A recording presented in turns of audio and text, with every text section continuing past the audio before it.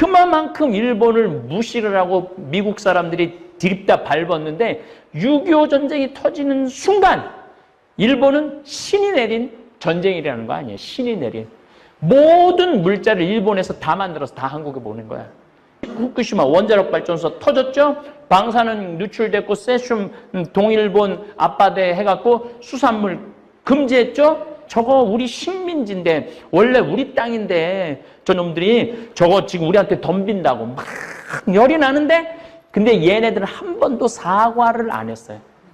우리한테 사과를 가끔 뭐 총리들이 하지 않았느냐고. 해면 뭐해? 사과하고 난 다음에 야스쿠니 신사 가서 참배하고 또 우리가 일본을 조선이 우리한테 와갖고 우리 나라를 맡겨달라고 그랬다. 그렇게 얘기하고 계속 그렇게 얘기하니까 이 사람들은 이 개념이 사과라는 개념이 없어요. 역사 왜곡에 대해서 내가 1시간에 걸쳐서 한번 말씀을 드릴게요. 황창현 신부님께 배우는 행복 나침반입니다. 행복 특강 가르침 배우기를 시작하겠습니다. 네, 천민수님. 네, 반갑습니다. 저는 지금 3만 달러 시대에 대한민국의 이해에 대한 강의를 하고 있습니다. 3만 달러가 넘는다는 것은 이제 중진국에서 선진국으로 넘어간다는 얘기예요. 근데 여러분들은 지금 현재로는 거의 생활 수준, 사회 기반 시설, 이 모든 건 제가 보기에는 미국보다 나아요. 왜 미국보다 나냐면 미국은 나라가 커갖고 뭘 바꾸려고 해도 바꿀 수가 없어. 나라가 커서. 근데 우리는 IT 기술을 적용하기 가장 적합한 국토와 인구를 가지고 있어. 바꾸려고 해도 조금만 바꿔도 다 바꿀 수 있어. 나라 전체를. 근데 미국은 바꾸려고 그러면 나라가 너무 커갖고 못 바꿔요. 그래서 S&P라든지 스탠다드 앤 푸어스 뭐 이런 평가 회사들이 2045년에는 대한민국이 전 세계에서 두 번째로 잘 살 나라가 될 거라는 예측이 그냥 나오는 게 아니에요. 근데 문제는 내가 지금 3만 달러를 넘어서는 시대에 살고 120세 시대를 살고 있는데 지금 여기 지금 50대, 60대 지금 자, 나 5, 60대다 한번 손 들어봐요. 5, 60대다. 이분들이 내가 큰 걱정이라는 거예요. 이분들이 앞으로 60년을 더 살아야 되는 거야. 60년을 더 살아야 되는데 이제 뭐 여러분들 지금 우리 차를 한 대 새로 샀는데 이 차에 뭐가 없느냐면은 클러치가 없어요. 앞으로 옛날에는 오토매틱이라는 OR하고 뒤에 하면은 뭐 드라이브 이렇게 했잖아요. 그런데 지금은 버튼으로 누르면은 드라이브고 버튼으로 누르면은 후진이야. 그렇게 세상이 바뀌어가고 있어. 그래서 앞으로 한 5년 후면은 운전대가 없어질 거라는 거. 운전대 자체가. 세상이 이렇게 빨리 변하고 있는데 누구만 안 변해? 나만 안 변하고 있는 거야. 그리고 아까 시간에도 말씀드렸지만은 이제는요 인터넷 시대. 이제 물건 주문도 다 인터넷으로 해요. 인터넷으로. 그러니까 지금 먹고 살기 힘들어 죽겠다. 장사하는 분들 장사가 안 된다. 그분들은 지금 IT 기술을 이해하지 못하고 따라가지 못하기 때문에 망하는 거예요. 정치가 잘못되거나 경제가 물론 지금 전 세계적으로 정치, 경제 안 좋아요. 우리나라만 안 좋은 게 아니라 전 세계가 안 좋아. 말씀드렸지만 지금 일본의 이해에 대한 강의, 오늘 일본 식민지 일제강점기까지만 끝내고 한 3, 4시간을 쉬었다가 다시 6.25 전쟁과 우리나라, 일본과 6.25 전쟁과 일본의 관계에 대한 것부터 다시 시작할 거예요. 일본은 6.25 전쟁이 일어날 때는 국토의 70%가 파괴됐었어요. 그리고 미군이 이 지독한 놈들이라고 어떠한 산업시설도 못하게 하고 목적이 뭐냐면은 원시시대로 돌리는 거야. 조선시대로. 그래갖고 원시시대로 돌려갖고 농사만 짓고 하게 살게 하려고 정책을 메가더가 정했어요. 그리고 놀라운 건 메가더는 단 한 번도 천황을 찾아간 적이 없어요. 무슨 보고를 할 때 천황이 항상 그 신으로 떡발뜯던 그 천황이 메가더를 찾아갔어요. 그만큼 일본을 무시를 하고 미국 사람들이 들이다 밟았는데 6.25 전쟁이 터지는 순간 일본은 신이 내린 전쟁이라는 거 아니에요. 신이 내린. 모든 물자를 일본에서 다 만들어서 다 한국에 보낸 거야. 그 바람에 일본이 15%, 20% 성장하고 6.25 전쟁 끝나면서 산업국가로 바뀌는 거야. 그러니까 일본은 우리한테 정말 고마워해야 돼요.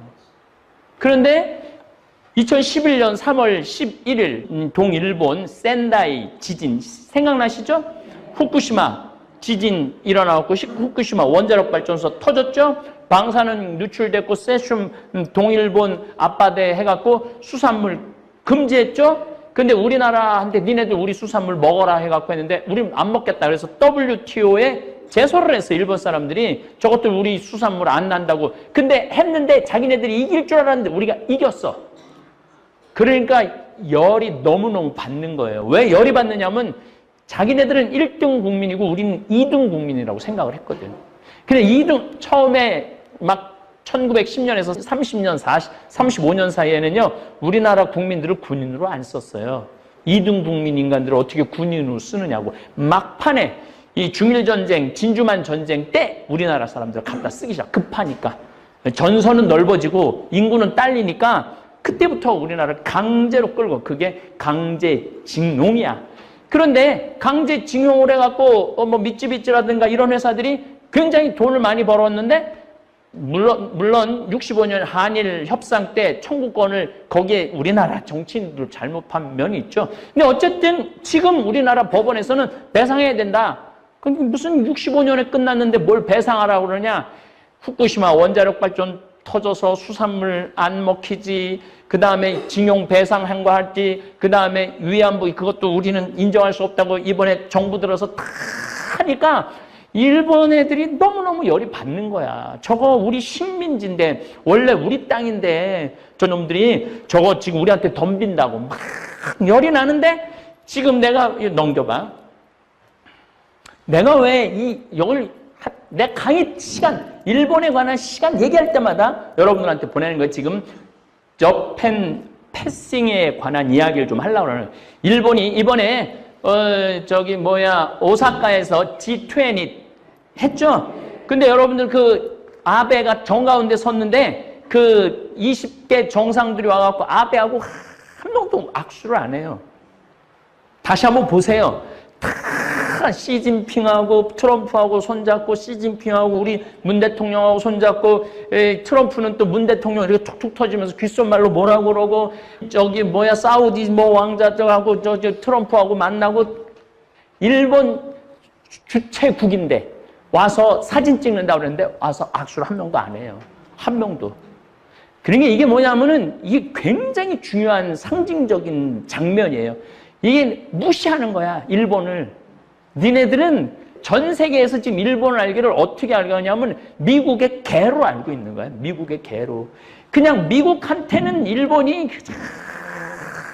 시키는 대로 그냥 헤헤헤 하는데 다른 나라는 여기 러시아 막 쿠릴 열도 뭐 이런 갖고 계속 싸우잖아요. 계속 싸우죠. 중국은 저기 센카쿠라고요. 밑에 또 싸우죠. 지금 이 북한하고 시진핑이 북한 갔었죠. 김정은이가 또 푸틴 만나러 갔었죠. 우리나라가 저 시진핑 만났죠. 미국이 또 시진핑 만나죠. 미국이 우리 문재인 대통령 만나죠. 그래갖고 이번에 또 6월 30일 날 이런 하루 만에 트럼프가 한국에 오는 길에 바로 판문점 가갖고 38선을 넘었네. 빨갱이야, 빨갱이. 38선 넘어갔으니까. 이거는 CNN이라는 방송국이, 나도 CNN을 갔다 와봤어요. CNN이 애틀란타에 본사가 있어요. CNN이 트럼프 아주 그냥 드립다 그냥 비난하는데 1등이야, 1등. 근데 그 CNN이 이번에 뭐라고 그러냐면 위대한 발걸음을 했다고 그래. 평화를 위한 위대한 발걸음을 했다고.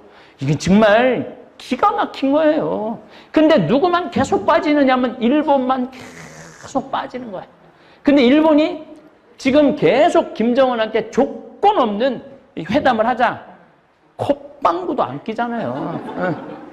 근데 일본이 이번에 G20 정상회담 때 우리나라 정부에서 계속 아베하고 정상회담 하자고 그랬는데 끝까지 일본이 거절했어요.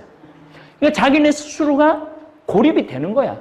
이게 세계 정세라는 게 전 시간의 내용이 뭐냐면은 우리나라가 흥선대원군 때 강화도 조약, 제물포 조약, 그 다음에 이 텐진 조약 이런 거 맺을 때 전부 다 뭐를 했냐면 다른 나라하고 한 나라하고 얘기 안 하고 우리는 누가 있다고 해서 청나라가 있다고 그래서 청나라가 날개에 입 다 빠진 청나라.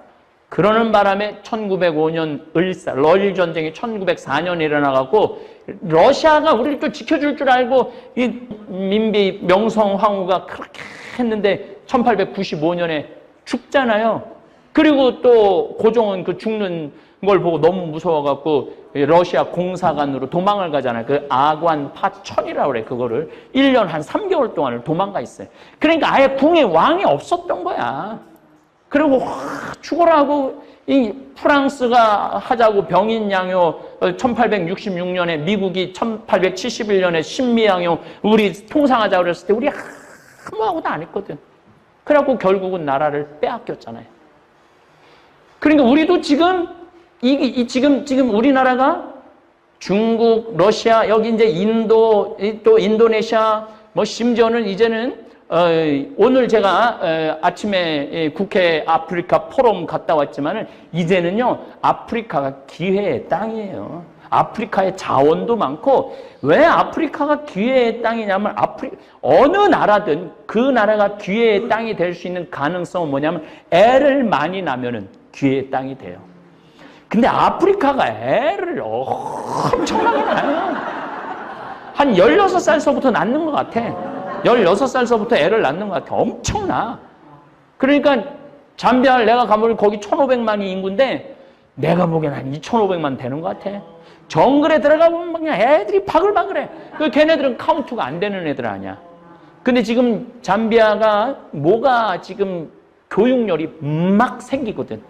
교육열이 생기고 초등학교만 나와도요 그 나라는 발전할 수 있는 가능성이 있는 나라예요. 근데 일본은 지금 완전 고용이라고 그러거든요. 실업률이 한 2.5%, 3%밖에 안 돼. 그건 완전 고용이야. 근데 왜 완전 고용이냐면 65세에 200만 명이 은퇴를 해서 나가. 그러면은 1살서부터 20살까지가 2천만 명이야. 그러니까 취직해서 나오겠다는 애들은 100만 명밖에 안 돼.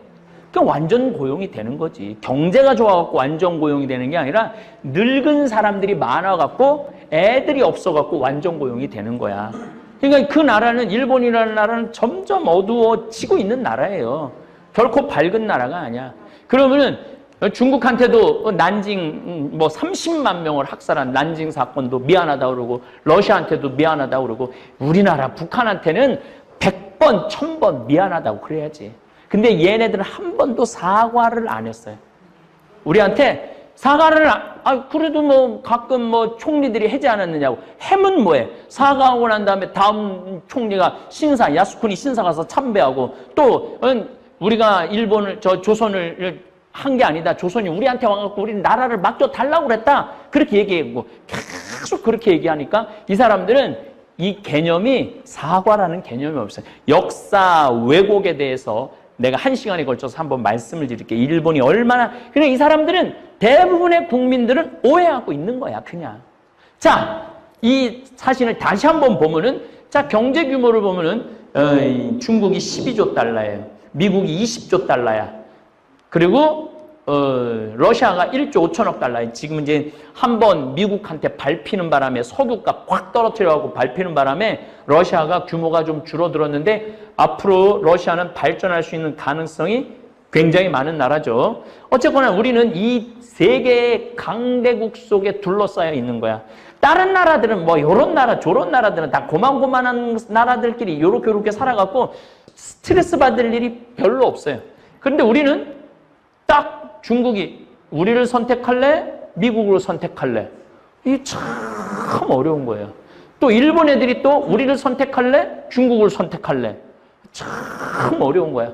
또 러시아 애들이 북한 애들한테 러시아를 선택할래? 중국을 선택할래? 그러니까 김일성이가 우리는 아무도 선택하지 않겠다. 예. 그래갖고 뭐 김일성이 대단하죠. 그래갖고 막 중국도 욕하고 러시아도 욕하고 하여튼 싸움은 북한 애들이 내가 보기엔 전 세계에서 제일 잘 사는 말싸움이든 무슨 싸움이든 하여튼 싸움은 잘하는 호전적인 거죠. 우리나라는 지금 전 세계 정세로 본다면 미국하고 손을 잡아야 돼요. 미국하고 손을 잡고 중국하고 끈을 놓지 말고 계속 서로 이 연관성을 가져야 돼. 예. 일본은 이제는 뭐 이제 반도체 핵심 부품 3가지를 수출 규제를 한다고 그러잖아요. 걱정하지 마세요. 내가 이 말 꼭 하고 싶어서 이거 미리 넣어놓은 거야. 걱정하지 마세요. 아니 조선 말에는 나라도 뺏겼는데 그놈의 반도체 3개 안 한다고 나라 망했다고 펄쩍펄쩍 뛸 일이 뭐 있어. 그때 나라도 뺏겼는데. 그리고 걱정하지 않아야 되는 게 우리가 그 제품을 사갖고 물건을 만들면 우리 물건을 받아다가 자기네들도 물건을 만들어야 돼. 뭐 하웨이나 아이폰이나 다 우리 한국이 일본의 핵심 재료를 해서 만들면 그걸 사다가 만들어야 돼. 근데 일본에서 이 핸드폰, 스마트폰 1위가 아이폰이야. 그럼 우리가 생산 안 하면 당장에 아이폰 생산 안 하면 미국이 가만히 있겠어요? 니네들 왜 그 한국 애들 그 핵심 부품 안 팔아갖고 우리 아이폰 트럼프가 누군데? 우리 아이폰 왜 장사 못하게? 그러니까 여러분 그런 것 때문에 일희일비할 필요가 하나도 없어. 이제 우리나라가 옛날에는 일본에 한테 구한말에는 경제력이 10분의 1, 20분의 1로 떨어졌는데 지금 3분의 1이야. 한번 머리 들이밀고 까부시면 한번 붙어보자. 이제 이런 정도로 힘이 온 거야 우리가. 그러니까 여러분들 그런 거 저거 어떻게 저렇게 반도체를 못 수출. 그리고 이번에 7월 21일인가 아베가 참의원 선거가 있어요. 그럴 때마다 누구를 밟아야 되느냐면은 이제까지 아베가 계속 3번 총리를 할 수 있었던 것은 북한이 미사일을 계속 쏴줬기 때문에 극우가 모였던 거야. 근데 요즘 북한 애들 미사일을 안 쏘잖아요. 안 쏘니까 이게 뭔가 극우를 모아야 되는데 모을 일이 없는 거야. 뭐 남한하고 북한하고 싸워야지. 아니 뭐 아베가 뭘 좀 해먹을 텐데 아니 뭐 대통령이 트럼프가 그 북을 넘어가는데 방탄조끼도 안 입고 그냥 올라가고 이번에 미군 8군 사령부가 그랬대잖아요. 그전 정권 때는 꿈도 못 꿨다는 거예요. 왜 꿈을 못 꿨느냐면은 북한군하고 미군하고 한국군하고 섞이면은 적의 개념이 있어갖고 정말로 죽이든지 찌르든지 했을 텐데 지금은 완전히 풀어져갖고 적인지 아군인지 모른다는 거예요, 지금은. 그러니까 미사일을 안 쏘기 때문에 그런 거예요. 미사일을 쐈다면 지금 문재인 정부 들어와서 지난번에 한번 싹 쏜 거 있죠? 근데 그것도 트럼프가 뭐라 그랬어요? 그건 미사일 아니다. 다른 사람은 다 미사일이라는데 트럼프만 그 미사일 아니다. 참 재미나요. 이 국제 정세 세계 돌아가는 게 참 재미나요. 그러니까 트럼프가 미사일 아니라고 그러니까 일본 애들이 그걸 가지고 어떻게 할 수가 없는 거예요. 트럼프가 아니라는데. 아베가 트럼프한테 얼마나 하는지 잘 아시죠? 근데 나는 미사일이다 그러면은 웃길 거 아니에요. 그래 지금 선거는 있는데 어떻게 이게 좀 한국을 써먹어야 되는데 우리나라가 항상 선거할 때 북한 써먹었잖아요. 일본이 항상 선거할 때 누굴 써먹느냐면 한국을 써먹어요. 그리고 막 독도 얘기 나오고 뭐 이런저런 징용 얘기 나오고 이완분 얘기 나오고 막 이러면서 이번엔 징용 문제 때문에 반도체 핵심 부품을 팔지 않겠다는 거야. 그러면은 우리도 눈탱이 터지지만 걔네들도 눈탱이 터져요. 그리고 미국도 눈탱이 터지고 중국도 눈탱이 터져. 그러면은 결국은 최종적으로 우리가 조금 힘들어도 견디면은 일본이 당하게 돼 있어요. 그러니까 그런 거 너무 여러분들 걱정하지 마세요. 세계가 돌아가는 게 원래 그런 거야. 예, 넘겨보세요. 자, 순종 황제의 치규와 데레우치 통감. 자, 순종이 나라를 넘긴다고 그럴 때 뭐라고 그러냐면은 순종이 국권을 내가 믿고 의지하는 이웃나라 일본 황제 폐하에게 넘긴다. 국권을 내가 믿고 의지하는 이웃나라 황제 폐하에게 넘긴다. 그래, 순종이. 물론 강제로 쓴 거지. 이걸 가지고 도쿄시장이 뭐라 그래요? 응? 지금 1985, 6년도에 도쿄 시장이 뭐라고 그러냐면은 우리가 뺏은 거 아니다.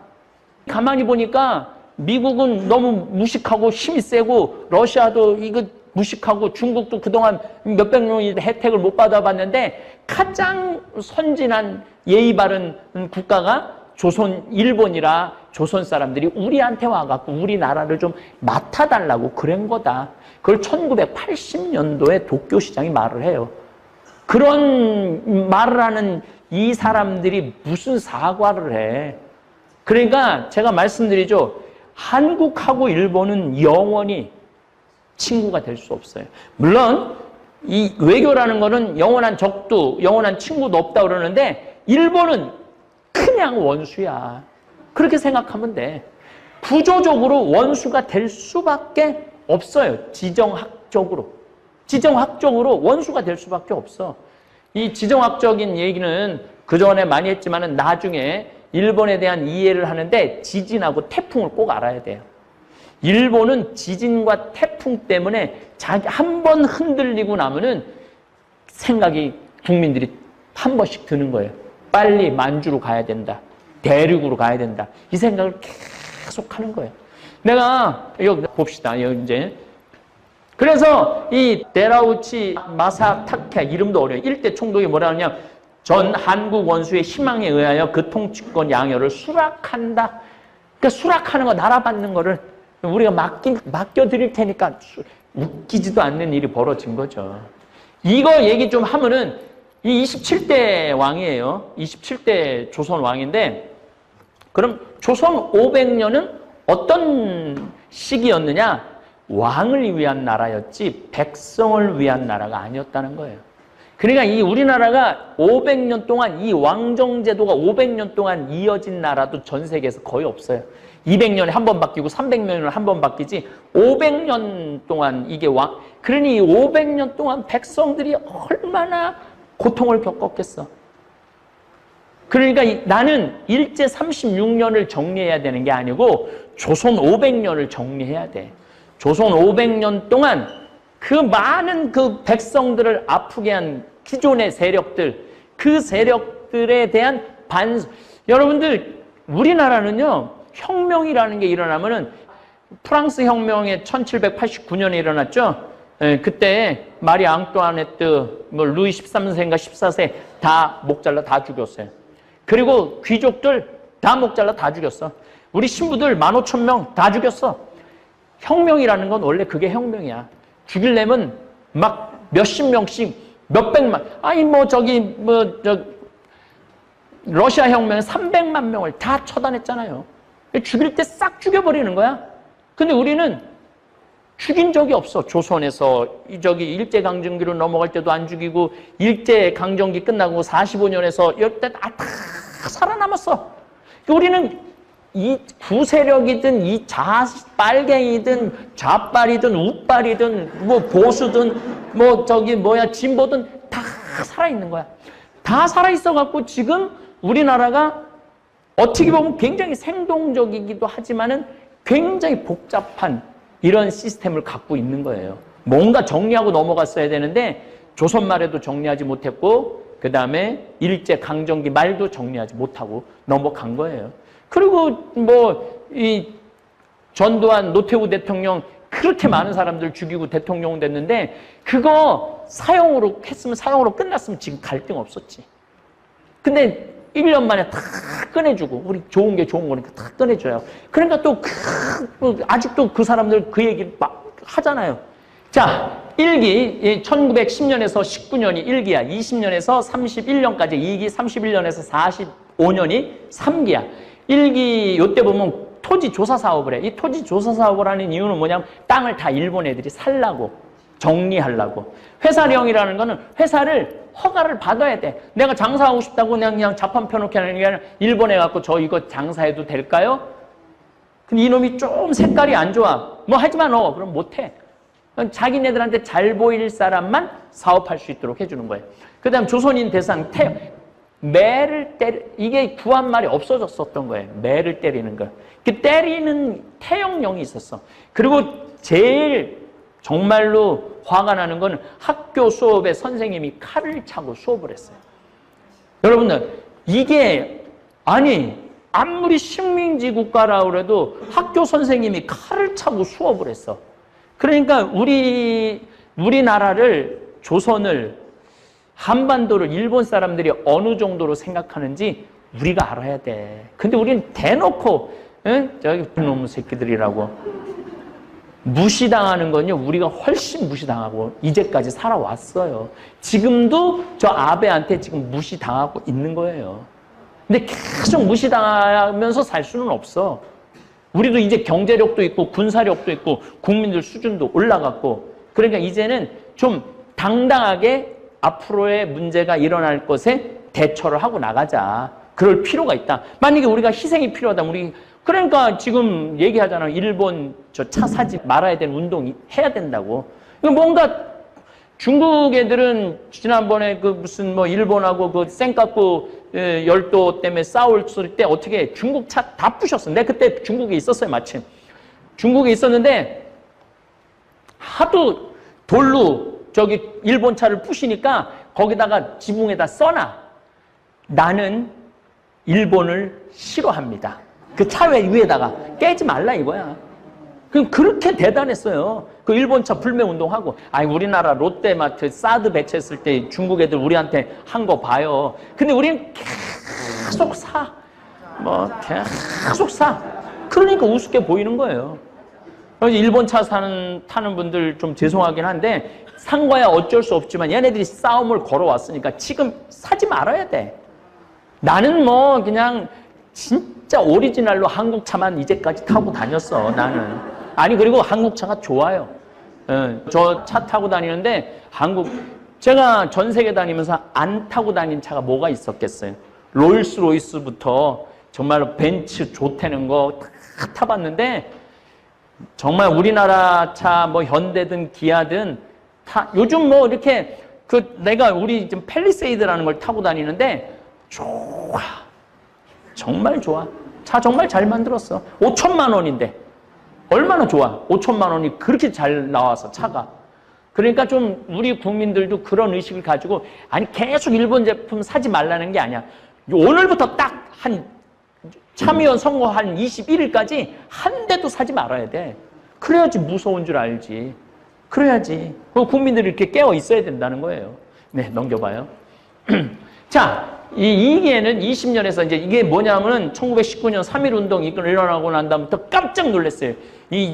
저 개 돼지인 줄 알았더니, 이거 하는데 막 대한민국 만세하는데 전국에서 들고 일어나갖고 이게 그러니까 무혈로 하는 거야. 그래갖고, 이거 문화 통치로 바꿔야 되겠다. 눌러서 될 일이 아니구나. 이 조선 사람들은 누르면 이게 들고 일어나는구나. 그런데 이때 산미 증식 계획을 해. 이게 쌀 더 많이 하고, 우리나라가 36년 동안 일본한테 뺏긴 쌀 생각을 하면은요, 정말로 내가 복장이 터져요. 그 쌀로 만주 사변 일으키고 중일 전쟁하고 그 다음에 동남아시아 다 먹고 우리 쌀로. 이게 누가 이 계획을 세웠냐면 요시다 쇼인이라는 사람이 이 계획을 26살에 세워요. 요시다 쇼인은 내가 전주에 강의했어. 그 전주 거꾸로 이거 듣고 전주 걸 들어봐.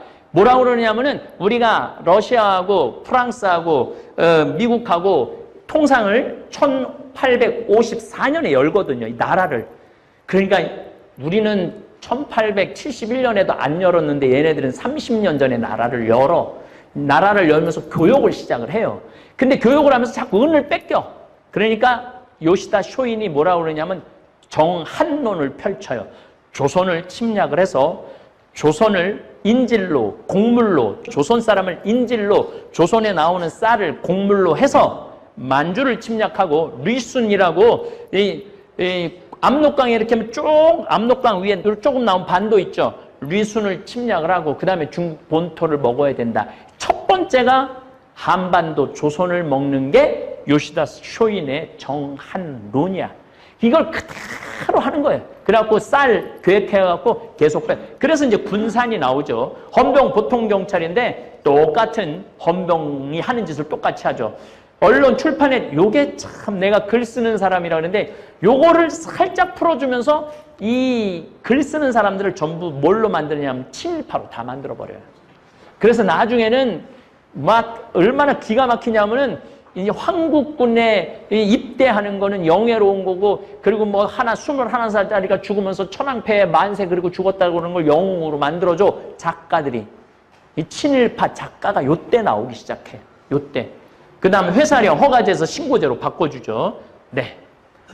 요거 잠깐 도표 좀 볼까요? 도표. 자, 쌀 생산량이 우리가 계속 많이 늘었는데 이 쌀 일본 반출량을 보세요. 1750, 4700, 5000, 7000까지 뺏어가는 거예요.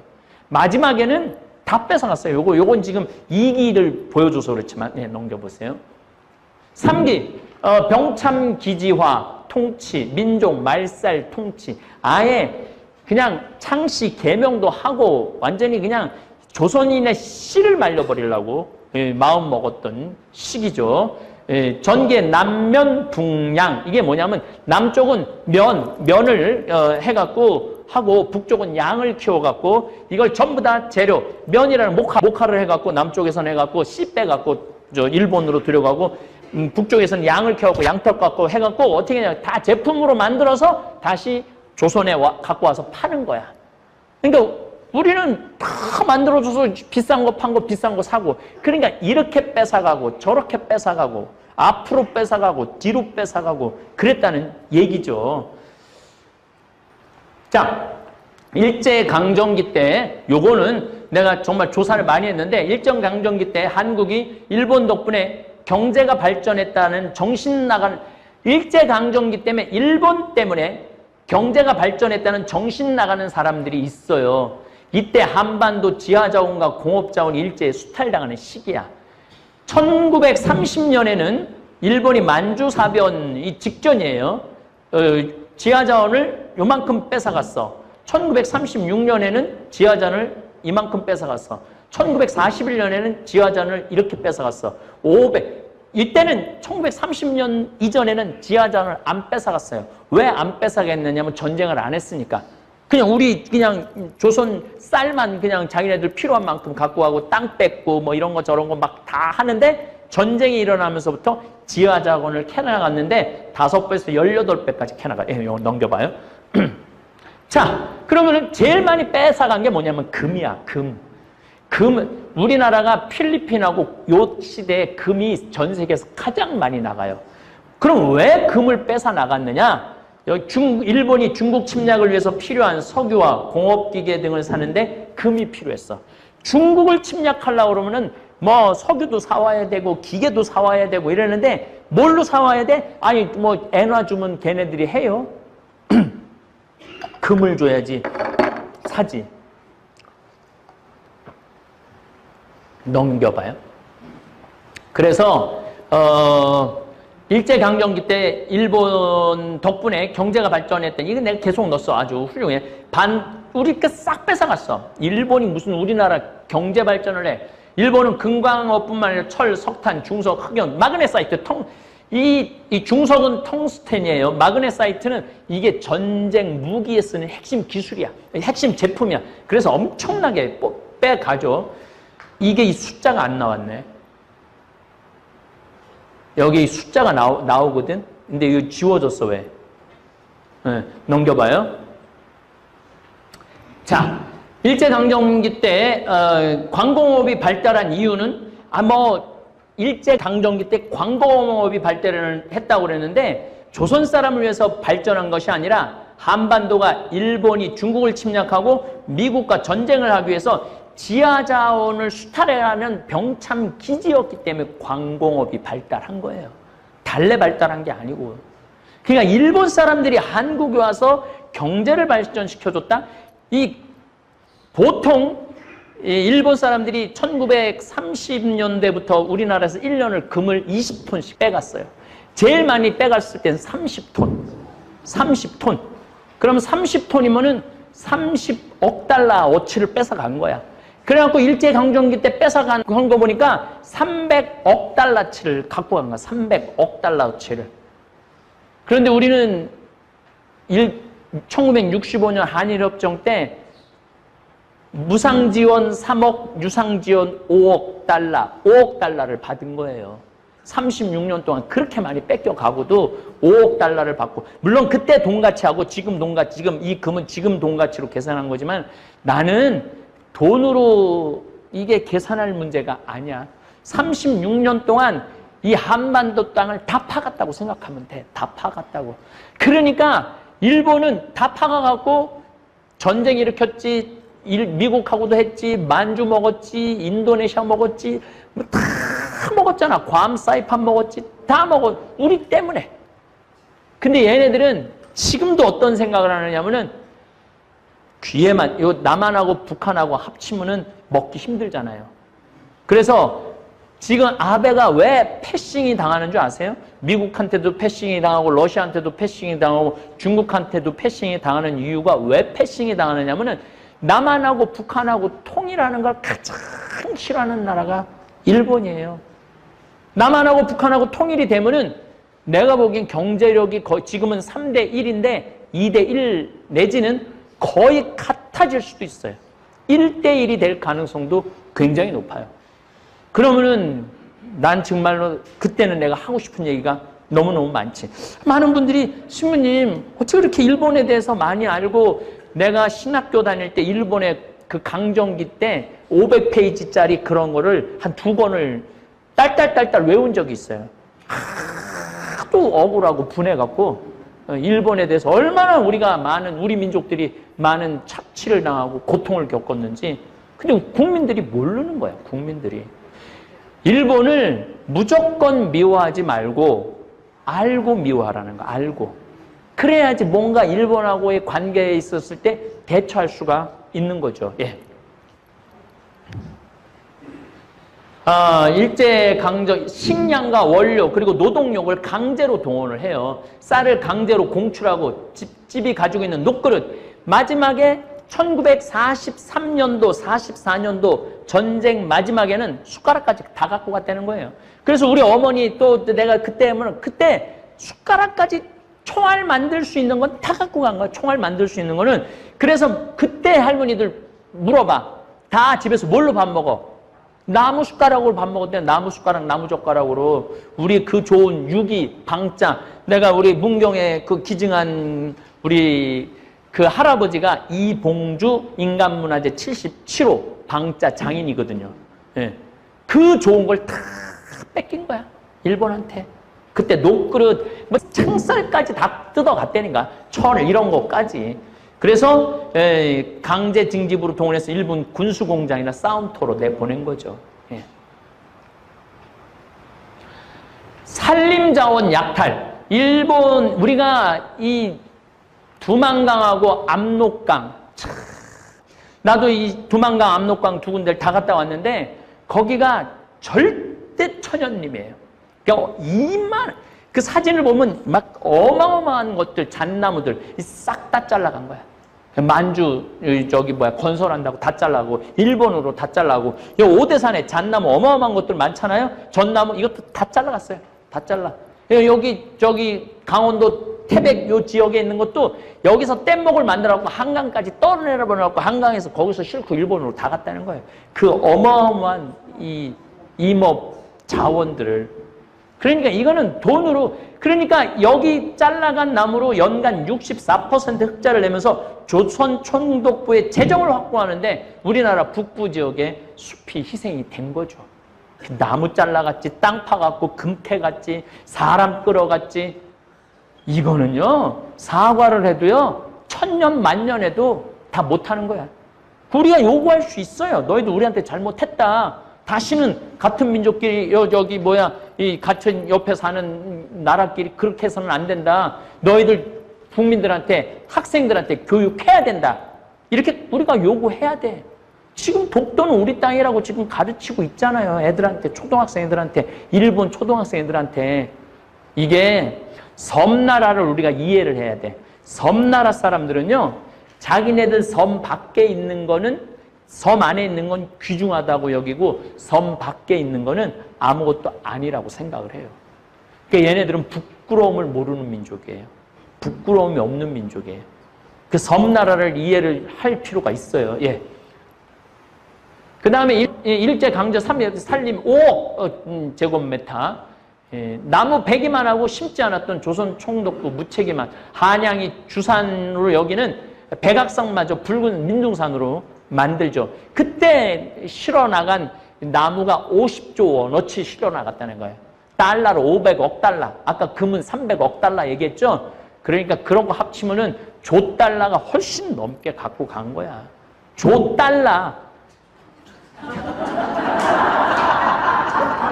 조 달러가 넘게 갖고 간 거야.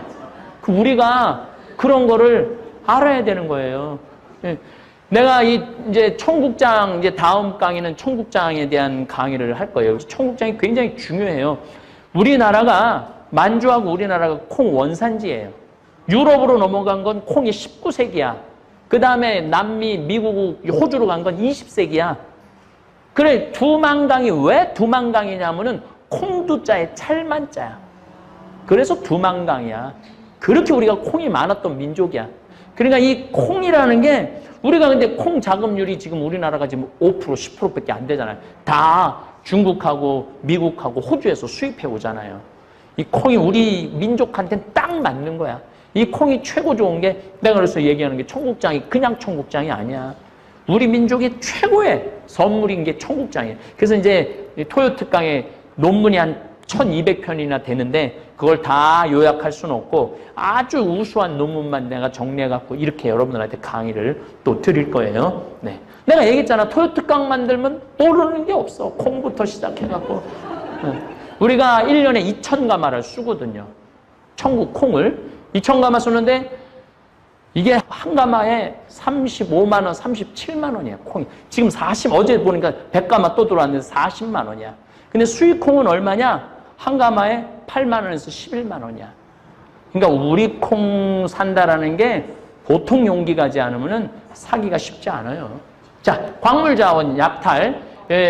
일제강점기 조선은 세계에서 꼽히는 금 생산 국가였어. 정선 화암동굴 알죠? 가봤죠? 나도 거기 가봤지.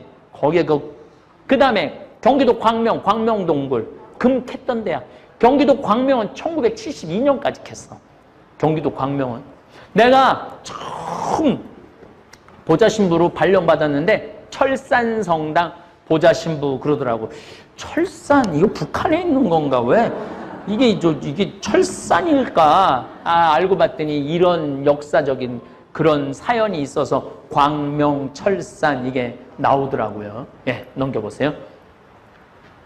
자, 여기 아까 요게 나왔네. 광물자원 약탈. 우리 광구수가 1915년에는 1183개야. 1930년에는 2128개. 1943년에 한참 녹그릇까지 뺏어갈 때는 1500개야. 탄광이 1500개나 됐다 이거야. 탄광이. 그러니까 얼마나 많이 빼앗아 간 통계적으로 금방 알 수 있죠. 금은 10톤, 22톤, 29.1톤, 22톤. 하여튼 우리나라 금이라는 금은 다 캐간 거예요. 우리나라가 원래 금이 많은 나라였대요. 그래서 원나라 때도 니네가 금 많은 나라니까 금 캐야 된다 그러고 천안해갖고 금 캐가려고 그러고 막 몰래도 많이 캤대. 그런데 그냥 그 많은 금을 일제강점기 때 다 캐간 거야. 국민들은 그냥 1997년 IMF 때 금모으고 운동해갖고 또 그래서 또 다 나가고. 그래서 여러분들 금 별로 없죠? 네. 다음. 철광석. 처음에는 1930. 그러니까 전쟁이 일어나기 전에는 안 캐갔는데 전쟁이 일어나면 50만 톤에서 211만 톤, 333만 톤.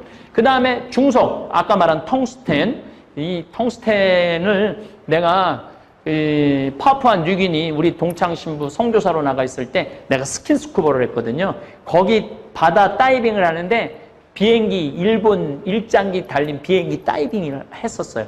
근데 기관포가 있는데 몇 년이 지난 거야? 1943년, 44년에 그게 떨어졌다고 보면은 70년이 지났는데도 그 물속에 70년에 반짝반짝 그 기관총 포신이 반짝반짝 하얗게 빛나는 거야. 이거 다 우리 거 뺏어가갖고 다 만드는 거야. 1930년 11톤, 4,200톤, 8,300톤 전쟁통이. 그러니까 요시다 쇼인이 이 정한론, 대동아 공용권 이걸 다 얘기한 거예요. 대동아 공용권은 뭐냐면 조선을 침략을 해서 조선을 인질로 삼고 곡물로 삼아서 대동아를 다 일본이 정복한다. 그리고 지금도 일본 아이들은 중일 전쟁을 중일 전쟁이라고 표현하지 않아요. 중국 진출이라고 가르쳐요. 교과서에. 전쟁이라는 표현을 안 써요. 그냥 우리가 중국 진출했다고 그러는 거야. 그러니까 우리는 진출했구나. 얘네는 그러니까 전쟁의 개념이 없는 거야. 그리고 역사 왜곡했으니까 순종이 우리나라 여기 일본한테 우리 통치를 맡긴다고. 내가 너희들 우리한테 바치니까 내가 허락하노라. 그러니까 뺏은 거 아니야. 조선 애들이 우리한테 갖다 바친 거야, 나라를. 그렇게 배우고 있다니까요, 지금 일본 애들이. 그러니까 그런데 어떻게 사과를 해? 사과가 되겠어요? 쟤네들 우리한테 나라 갖다 맡겼는데 왜 우리가 사과를 해야 돼? 당연하게 그렇게 나올 수밖에 없는 거예요. 네. 그 다음에 무연탄도 엄청, 가해가 47만 톤, 453만 톤, 그 외에도 흑연, 토상연, 마그네사이트, 아까 전쟁용에 쓰는 거, 유연탄도 어마어마하게 캐가죠. 예. 8천억. 뭐 이런 거, 저런 거 따져보면 내가 말했죠. 조달러가 훨씬 넘는다고. 예. 넘겨보세요. 이제는 이거 내가 여기 하지 않은 게 물고기 그거를 어마어마하게 물고기도 잡아가요.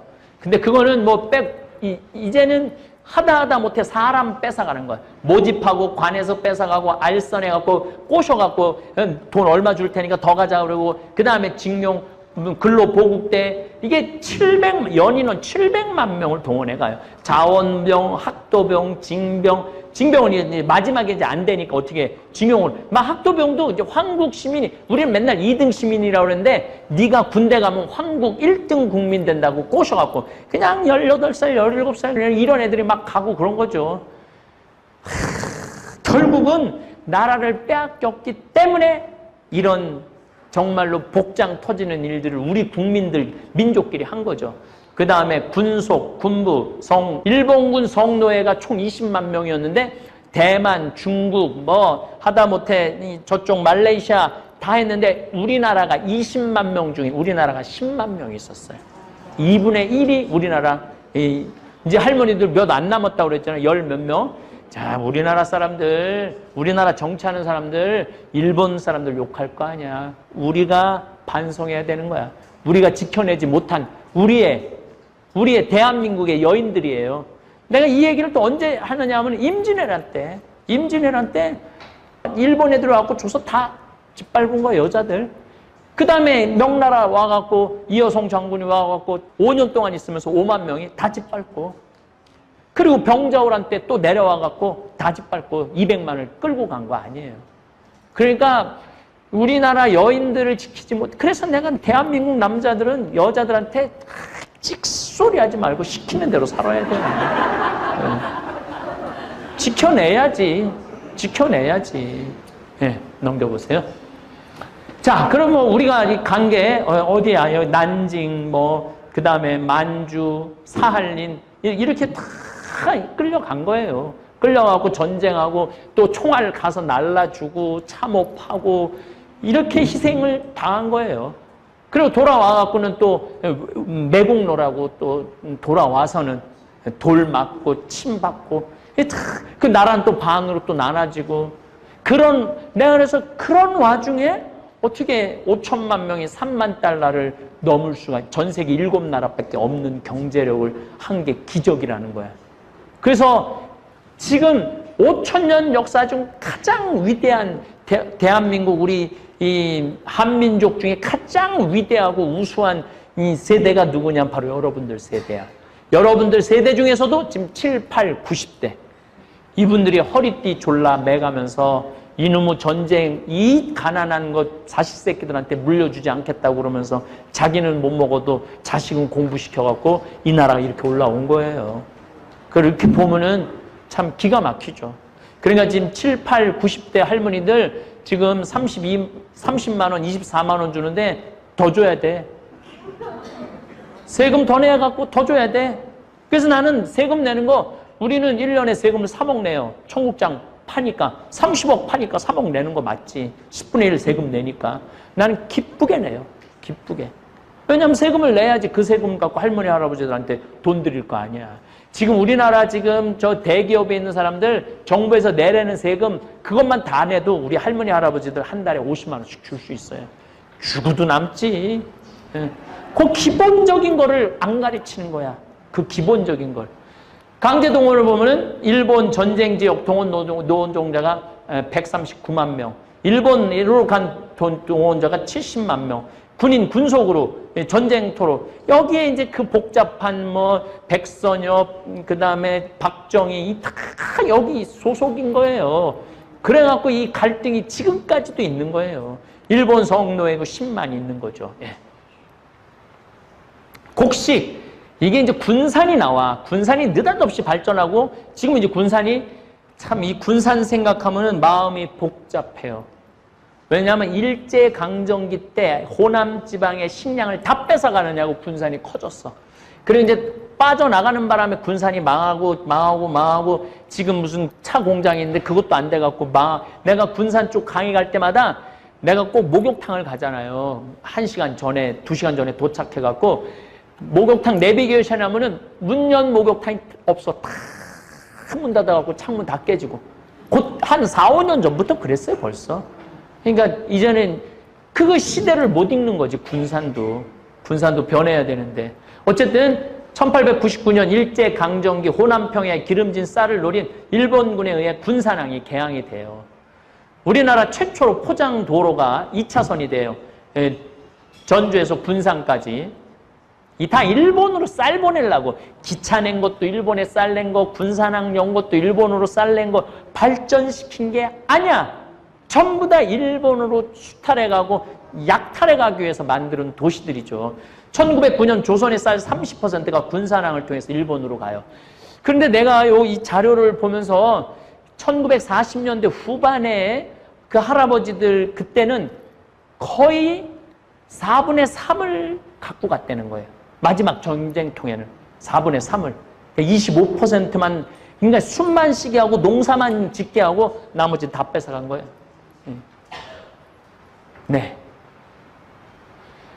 토지조사사, 일제가 빼앗은 땅은 일본인들의 10분의 1 가격으로 팔어. 그러니까 딱 토지조사해갖고 뭐 황무지 이런 것들을 일본에 뭐 자리 못 잡고 있는 사람 너 와라. 땅값 10분의 1에 다 팔 테니까. 그래갖고 이제 대지주들이 200만 석, 뭐 300만 석 이런 대농장이 일본이 생기죠. 메가리공이라고 쌀 이렇게 한 섬, 두 섬 그러잖아요. 한 섬 해갖고 이거 하는 걸 메가리공이라고 그래. 미선공은 좋은 쌀, 선별하는 여자, 이건 남자, 이건 여자. 예.